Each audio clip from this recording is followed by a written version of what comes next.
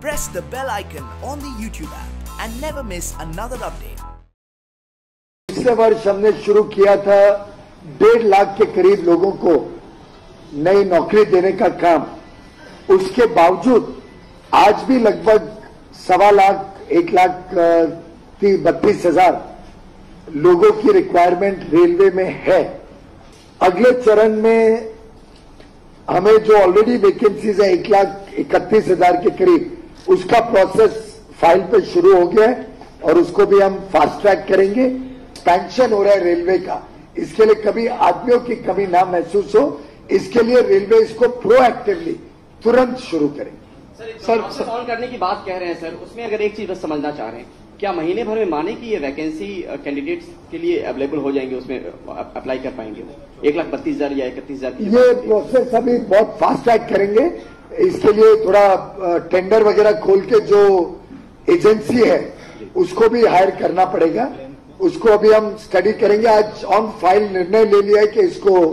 भरा जाए। अब समय समय पे आपको जानकारी देंगे, पर बहुत तेज गति से इसको आगे बढ़ाएंगे क्योंकि हमें ये लोग जल्दी चाहिए। जो हमारे SC, ST, OBC, दिव्यांग, उन सबकी जो रिजर्वेशन होती है उसमें बिना कोई बदलाव किए जितना आरक्षण आज मिलता है वो सब आरक्षण को सुनिश्चित रखते हुए, बरकरार रखते हुए, बिना उसमें किसी प्रकार का बदलाव किए ये पहली नियुक्तियां होंगी, ये पहला रिक्रूटमेंट होगा सरकार का, जिसमें जो नया कानून पारित किया गया है 103rd कॉन्स्टिट्यूशनल अमेंडमेंट बिल, जिसके तहत 10% इकोनॉमिकली बैकवर्ड सेक्शंस के लिए, इकोनॉमिकली वीकर सेक्शंस के लिए, EWS,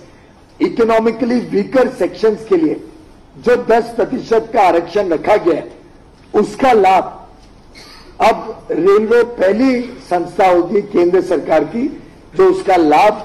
आने वाले दिनों में ये नौकरियां भर के दिया जाएगा। लगभग 23,000 आरक्षित नियुक्तियां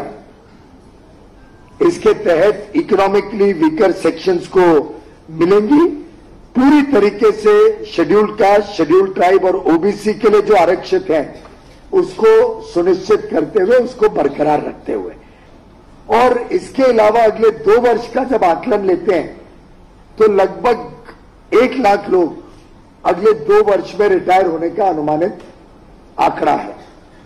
ये जो 1 लाख लोग रिटायर होंगे अगले 2 वर्षों में, उनका प्रोसेस उसके थोड़े समय बाद इस तरीके से टाइमिंग करेंगे कि जैसे जैसे पद खाली होता है तो साथ साथ में नौकरी मिलती रहे, जिससे कि रेलवे के काम में सुविधा रहे, रेलवे के काम में किसी को ओवर टाइम करके एफिशिएंसी कम करनी ना पड़े, एफिशिएंट रेलवे वर्क करे, ओवर टाइम के बदले पर्याप्त मात्रा में लोग रहे रेलवे में, और जो तेज गति से विकास हो रहा है, नई लाइनें लग रही हैं, इलेक्ट्रिफिकेशन हो रहा है, स्टेशन का सौंदर्यीकरण हो रहा है, सिग्नलिंग सिस्टम नए डेवलप किए जा रहे हैं, सुरक्षा के लिए CCTV कैमरा, वाईफाई एनेबल कर रहे हैं हर स्टेशन को, जो इतनी सुविधाओं का जाल रेलवे में बिछ रहा है और एक्सपेंशन हो रहा है रेलवे का, इसके लिए कभी आदमियों की कमी ना महसूस हो, इसके लिए रेलवे इसको प्रोएक्टिवली तुरंत शुरू करेंगे। तो यानी अंदाजन 2.5 लाख, 2.25 से 2.5 लाख लोगों को और अधिक मौका मिले, और 1.5 लाख की भर्ती का काम ऑलरेडी चल रहा है, तो एक प्रकार से 4 लाख नई नौकरियां